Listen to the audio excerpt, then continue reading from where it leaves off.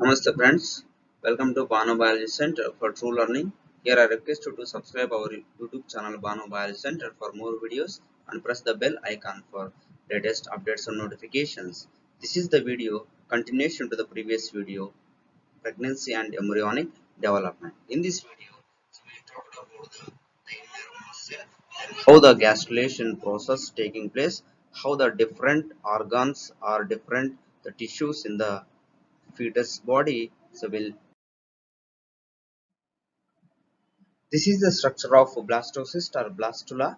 In previous videos, we learned the structure of blastula. The blastula is mainly identified with the two parts. The one is trophoblast, another one is inner cell mass. In this picture, the red colored single celled layer is called trophoblast.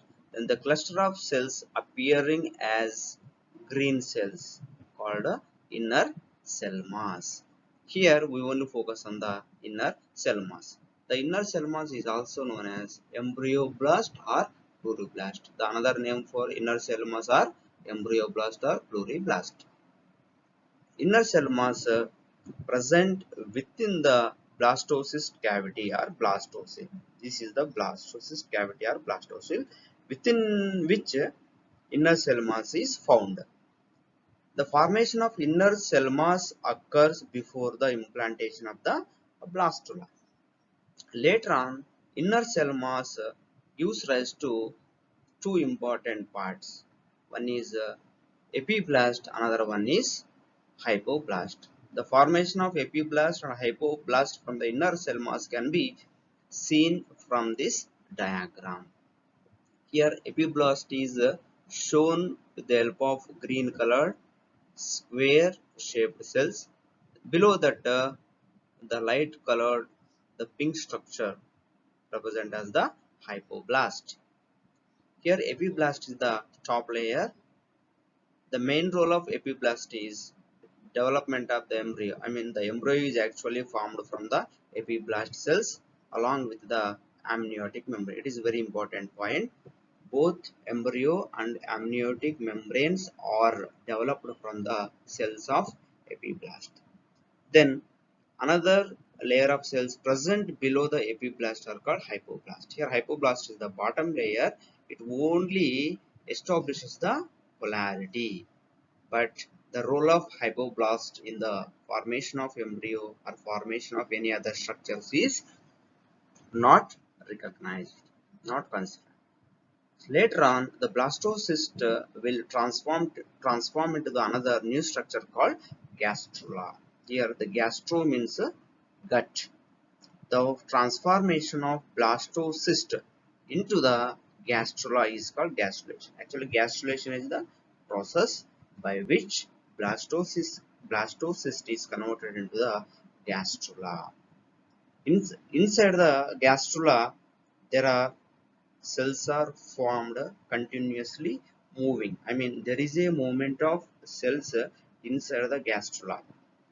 These cell movements are called morphogenetic movements. Morpho means physical, genetic means hereditary material. By that name, the cell movements in the gastrula is called morphogenic movements. So this is the picture very clearly explains about the formation of epiblast and hypoblast from the inner cell mass of the blastula. This is the zygote. Later on, zygote is transformed into the blastula or blastocyst. The blastula gain two parts. One is trophoblast, another one is inner cell mass. Later on, this inner cell mass forms the two layers. One is epiblast, pink colored, the green colored hypoblast. From epiblast, embryo and amniotic membrane are developed. Hypoblast only helps in the establishing polarity. It doesn't give any contribution to the embryo.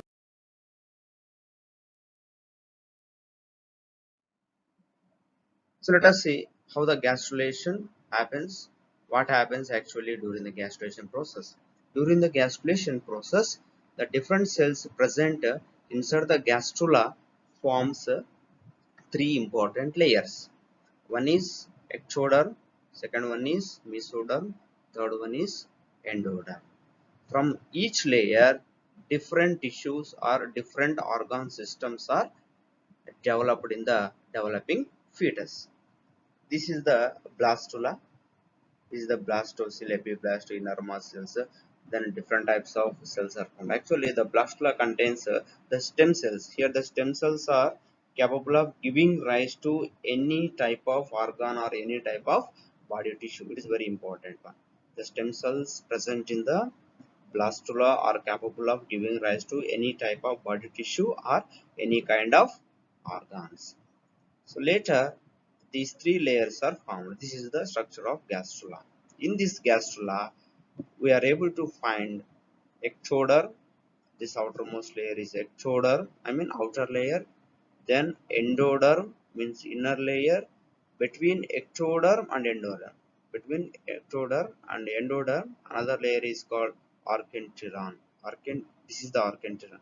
Archenteron is nothing but the primitive gut formed during the gastrulation. That is called archenteron.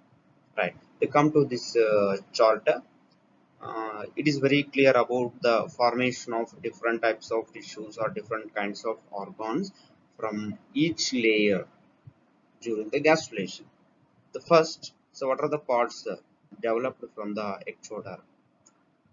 Epidermis of skin and its derivatives like sweat glands, hair follicles, then epithelial lining of mouth and anus, cornea and lens of eye, nervous system, sensory receptors in epidermis, outer layer, then medullary part of the adrenal, that is adrenal medulla, then enamel formed on the tooth, then epithelium of pineal and pituitary glands. These are the parts completely developed from the ectoderm. Then mesoderm, notochord, skeletal system, muscular layers of stomach and intestine, excretory system, circulatory and lymphatic system, reproductive system except germ cells, dermis of skin, lining of body cavity, then adrenal cortex. These are the parts fully developed from the mesoderm. Then come to the endoderm, the epithelial lining of digestive tract, epithelial lining of respiratory system, lining of urethra, lining of urinary bladder, and lining of reproductive system, liver, pancreas, thymus, lungs, thyroid, and parathyroid glands. These are the structures developed from the ectoderm layer. Finally, look at the gestation period in the human female. The gestation lasts for 9 months. What is gestation? The period from the conception to the birth of fully developed baby is called gestation. Here, the human pregnancy or gestation lasts for 9 months. If we look at the parts or organs formed in each month or every month of gestation period, at the end of first month, so we can see the formation of heart. So by listening to the heartbeat of the fetus, so we can do the observations. At the last of the second month, limbs and digits are formed. On the third month ending, the major organ systems are formed, for example, external genital organs. In the fifth month, the fetus begins its first movements.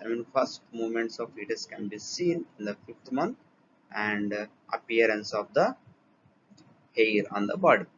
In the 6 months, the body covered with hair fully, then eyelids are separated and eyelashes are formed. The eyelids, then eyelashes. In the 9 months, the developing fetus is completely developed. Has all required organ systems in its body. So it is a brief account on gestation period in human females.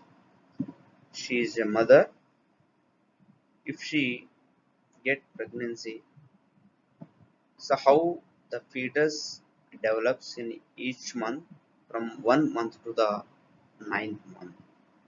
The developing of fetus is appearing in 1 month like this, in the second month like this, in the third month like this, in the fourth month the fetus developed in this way, in the month of fifth the fetus development is like this, in the 6 months like this, in the seventh month, eighth month, and ninth month. In the ninth month we are able to see the completely developed the fetus and ready for expelling from the mother womb.